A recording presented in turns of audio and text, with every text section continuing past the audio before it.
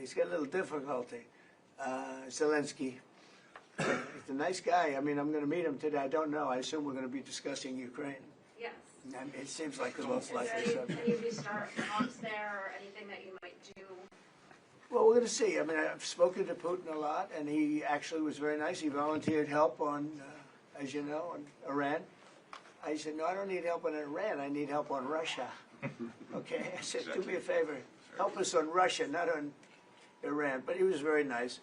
We're going to talk about that. We're going to talk. I think progress is being made. I think great progress is being made on Gaza. I think because of this attack that we made, I think we're going to have some very good news. I was talking to Steve Witkoff, who, by the way, is terrific, and who knows more about this subject than anybody, the subject of what we were just talking about. He was on last night with Jesse and with Laura and with Sean. And boy, Susie, he has a great take on it. He just explains it so easily. He's really very knowledgeable. But he did tell me that Gaza is very close. One follow-up on Iran. Both you and Secretary Rubio and Hexet mentioned the leaders, but can you clarify, is the intelligence correct or is the intelligence wrong? Well, the intelligence was very inconclusive. The intelligence says we don't know. It could have been very severe. That's what the intelligence says. So I guess that's correct. But I think we can take the we don't know. It was very severe. It was obliteration.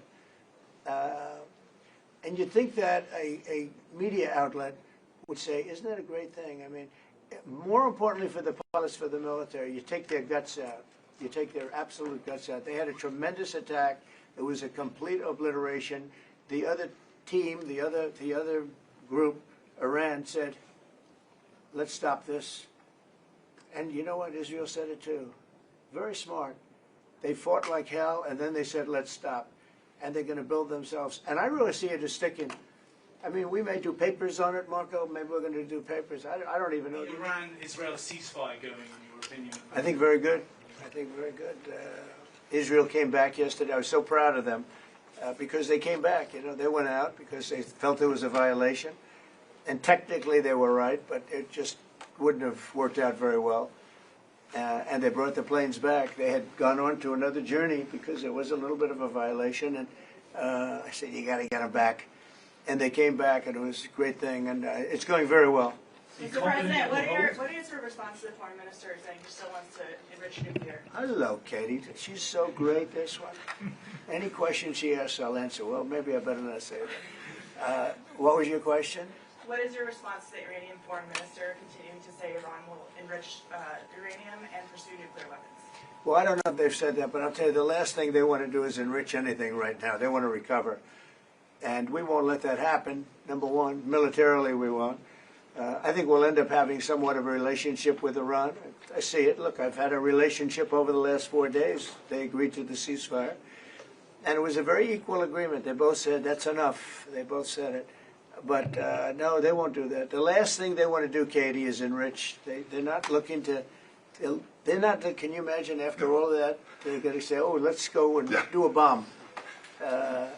You know, there could be a day in the future, and then somebody else taking our place will be saying, don't do it. And maybe they won't do it as well, I don't know. But they're not going to have a bomb, and they're not going to enrich. And we believe all of the stuff is down there. We don't think they had nearly the time, because to get that out is a very difficult thing. It's not like moving a package or taking this carpet up and moving it. It's very difficult. It's very dangerous to do. We believe it's all down there. We had a tremendous victory, a tremendous hit, and because of that, I don't think they would have been down there because they knew we were coming. When they know we're coming, they're not going to be down in that 30 stories underground. So no, I think it was just a tremendous victory for everybody, including Iran. Look, they've got a country, and they've got oil, and they're very smart people, and they can come back. Israel got hit very hard, especially the last couple of days. Israel was hit really hard. Those ballistic missiles, boy, they took out a lot of buildings. And they've been great. Bibi Netanyahu should be very proud of himself. And they've really been great. But they're not going to be building bombs for a long time. Mr. President, what's your reaction to the intelligence reports saying that the Iranian nuclear sites were only partially devastated? that entire Yeah, well, thing. they said it was, actually, the report said it could have been very, they don't know. I mean, they did a report. I could have Pete talk to it because his department did the report. They really don't know. I think Israel's going to be telling us very soon because Bibi is going to have people involved in that whole situation. We hear it was obliteration. It was a virtual obliteration. When you take a look at the ground above, don't forget, the flame is all underground. But everything above, if you look at the before and the after picture, everything above is burned black. The trees, everything. There's one building, but that's a building that sunk substantially into the granite, so that, you know, the fire goes right over it. It was, I believe it was total obliteration. I believe they didn't have a chance to get anything out because we acted fast. If it would have taken 2 weeks maybe, but it's very hard to remove that kind of material. Very hard and very dangerous for them to remove it. Plus, they knew we were coming. And if they know we're coming, they're not going to be down there. There aren't too many people that are going to be down there. Pete, do you have something to say about that? Well, Mr. President, when you talk to the people who built the bombs, understand what those bombs can do, and deliver those bombs, they landed precisely where they were supposed to, so it was a flawless mission. Flawless.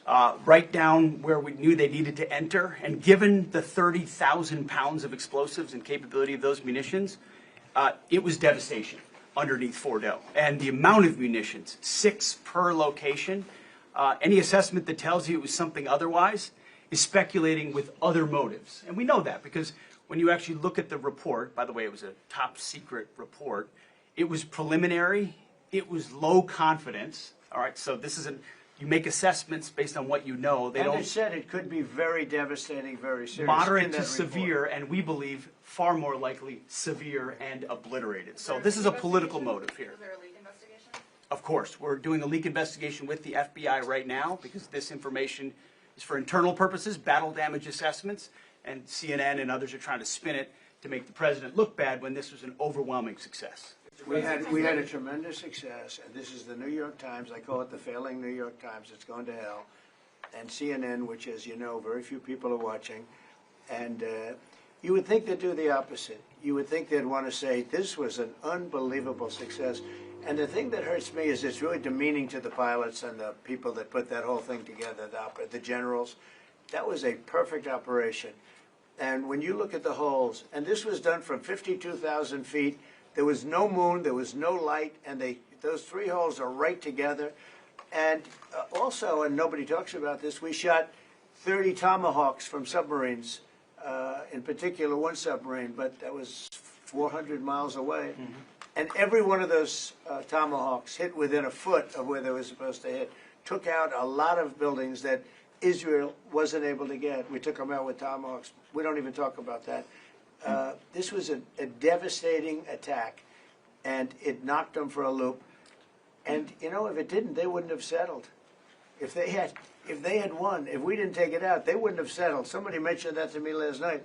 If that thing wasn't devastated, they would have never settled. Marco, do you have something to say? No, first of all this stuff about the intelligence, this is what a leaker is telling you the intelligence says. That's the game these people play. They read it, and then they go out and characterize it the way they want it characterized, and they're leakers. This is the game they play. So that's number one. Number two, here's a fact. The conversion facility, which you can't do a nuclear weapon without a conversion facility. We can't even find where it is, where it used to be on the map. You can't even find where it used to be because the whole thing is just blackened out. It's Right. gone. It's wiped out. It's wiped out. Then we dropped 12 of the strongest bombs on the planet right down the hole in 2 places. Everything underneath that mountain is in bad shape.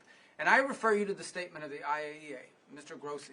You know what he said? He said there was Iran, the way it looked the day before the attack, and what their nuclear program looks like now. 2 very different things. They are way behind where they were just 7 days ago. Now, anything in the world can be rebuilt, but now we know where it is. And if they try to rebuild it, we'll have options there as well. But all this leaker stuff, these leakers are professional stabbers. That's what they are. They go out and they read this stuff, and then they tell you what it says against the law, but they characterize it for you in a way that's absolutely false. There's no way Iran comes to the table if somehow nothing had happened. This was complete and total obliteration. They're in bad shape. They are way behind.